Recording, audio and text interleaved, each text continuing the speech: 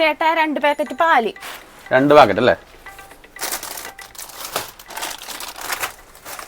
64. ഇന്നാ 100-ന്റെയാ. 100-ന്റെ ആണല്ലേ? ചേഞ്ച് 4 ഉണ്ടാവോ? 4 രൂപയാ. ഞാൻ 100-ന്റെ നോട്ടാ തന്നത്. ബാക്കി എനിക്ക് ഇങ്ങോട്ടല്ലേ തരാനുള്ളത്. പിന്നെ എന്തിനാ 4 രൂപ വീണ്ടും ചോദിക്കണത്? ആ കണക്കിൽ പണ്ഡിതായിട്ടുള്ള കുട്ടിയാണല്ലോ. അയ്യോ എനിക്ക് തെറ്റിപ്പോയതാ. ബാക്കി അങ്ങോട്ട് തരാം കേട്ടോ.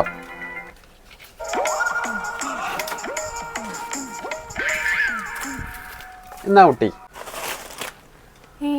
കാപ്പിപ്പൊടി 20 രൂപയുവാ. അതെ ചേട്ടാ, ഒരു ഡൗട്ട്.